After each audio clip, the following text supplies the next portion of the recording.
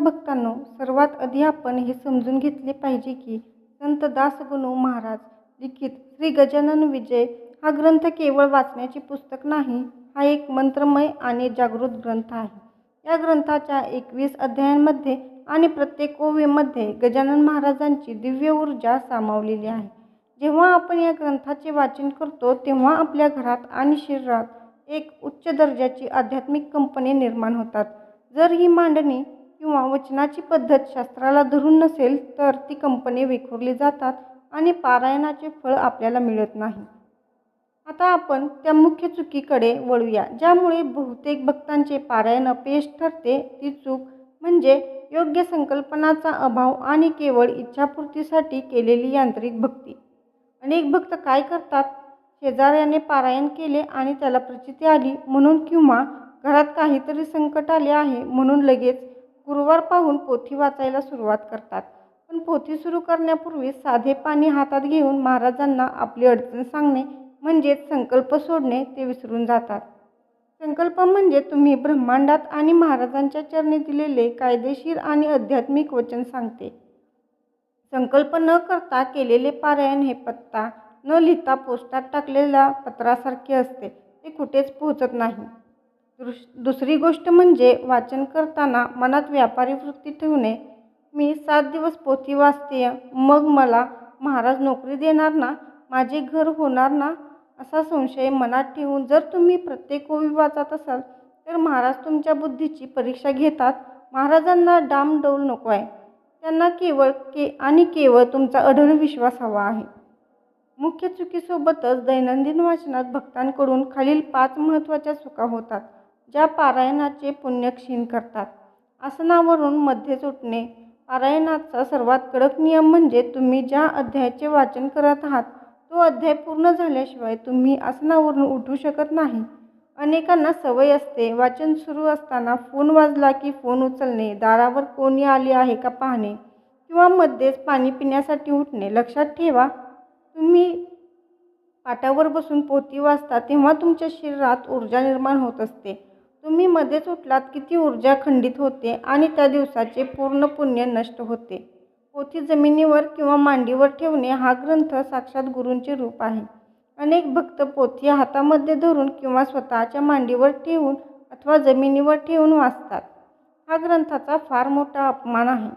पोथी नेहमी लाकडी पाटावर, चौरंगावर किंवा व्यासपीठावर ठेवूनच आदरपूर्वक वाचली पाहिजे. वेळेचे आणि शुद्धतेचे बंधन न पाळणे पारायणाच्या 7 दिवसात वेळेचे अत्यंत महत्त्वाचे आहे. जर पहिल्या दिवशी तुम्ही सकाळी 7 वाजता पोथी वाचायला बसला असाल तर रोज त्याच वेळेला बसले पाहिजे. काही भक्त पहिल्या दिवशी सकाळी वाचतात, दुसऱ्या दिवशी दुपारी वाचतात, तिसऱ्या दिवशी रात्री. वेळेचे हे अनियोजित स्वरूप तुमच्या साधनेत अडथळा आणते. तसेच वाचन करताना तोंडात पान, तंबाखू किंवा विडा नसावा. वाणी पूर्णपणे शुद्ध असावी. घरातील नकारात्मक वातावरण तुम्ही सकाळी उठून खूप छान पोथी वाचली पण दुपारी घरातल्या सदस्यांची कडाक्याचे भांडण केले, कोणाचा तरी अपमान केला किंवा कोणाची निंदा नालस्ती केली तर तुमच्या सकाळच्या पारायणाचे पुण्य तिथेच संपून जाते. पारायणाच्या 7 दिवसात घरात संपूर्ण शांतता आणि आनंदी वातावरण असणे आवश्यक आहे. चुटकी आणि विटाळाचे नियम चुकणे हा अतिशय संवेदनशील विषय आहे. पारायणाच्या काळात घरात कोणाचा मृत्यू झाला किंवा महिलांना मासिक पाळीची अडचण आली तर वाचन स्वतः न करता तिथेच थांबवावे. अशा वेळी घरातील इतर कोणत्याही व्यक्तीला पुढचे अध्याय वाचायला सांगावे किंवा ते पारायण तिथेच थांबवून नंतर नवीन संकल्पना पुन्हा नव्याने सुरू करावी. जर तुम्हाला तुमचे पारायण 100% यशस्वी करायचे असेल तर अवलंब करा. पवित्र संकल्प. पहिल्या दिवशी उजव्या हातात अक्षता आणि पाणी घेऊन महाराजांसमोर तुमची इच्छा स्पष्ट शब्दात मांडा आणि म्हणा, माऊली, मी ही पोथी तुमच्या चरणाशी अर्पण करत आहे, माझे संकट दूर करा. पोथी वाचून झाल्यावरही दिवसभरात जेव्हा वेळ मिळेल तेव्हा मनातल्या मनात गणगणात बोतेचा जप सुरू ठेवा. 7 दिवस घरात कांदा, लसूण, मांसाहार आणि व्यसनांना पूर्णपणे दूर ठेवा. जितके सात्विक अन्न तुम्ही ग्रहण कराल तितकी तुमची एकाग्रता वाढेल. पारायणाच्या समाप्तीनंतर केवळ स्वतः गोडधोड खाऊन चालत नाही. महाराजांना अन्नदान अत्यंत प्रिय होते. त्यामुळे किमान एका गरीबी अनाथ व्यक्तीला किंवा मुक्या प्राण्याला पोटभर अन्न नक्की द्या. तुमच्या अन्नाचा स्वीकार जेव्हा एखादा भुकेला जीव करतो तेव्हा तुमचे पारायण थेट महाराजांच्या दरबारात मंजूर होते. तर माझ्या लाडक्या गजानन भक्तांनो, या होत्या त्या चुका ज्या आपण नकळतपणे करतो आणि आपले पारायण अपयशी ठरते.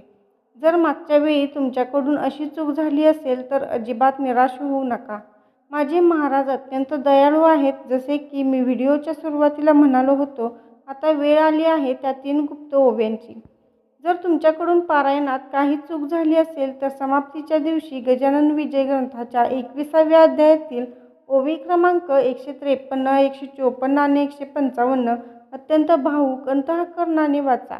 या ओव्यांमध्ये दासगणू महाराजांनी लिहिले आहे की, माऊली, आम्ही अज्ञानी आहोत, आमच्याकडून चुका झाल्या असल्या तर क्षमा करा. या ओव्या वाचून महाराजांसमोर साष्टांग नमस्कार घाला. महाराज तुमच्या सर्व चुका पोटात घेऊन तुम्हाला आशीर्वाद देतील. तुम्हाला आजचा व्हिडिओ कसा वाटला? तुमच्याकडूनही कधी पारायणात अशी चूक झाली आहे का? आम्हाला कमेंट बॉक्समध्ये नक्की कळवा. ही मोलाची माहिती तुमच्या सर्व नातेवाईकांना आणि मित्रमैत्रिणींना व्हॉट्सअपवर जास्तीत जास्त शेअर करा, जेणेकरून कोणाचाही भक्ती वाया जाणार नाही. व्हिडिओला एक लाईक नक्की करा आणि कमेंटमध्ये संपूर्ण श्रद्धेने जय गजानन किंवा गणगण गणात बोते लिहायला अजिबात विसरू नका. अशा जागृत आणि सत्य माहितीसाठी तुमच्या लाडक्या शेगाव दरबार चॅनलला आत्ताच सबस्क्राईब करा. योगीराज सद्गुरू श्री गजानन महाराज की जय. गणगण गणात बोते. रामकृष्ण हरी.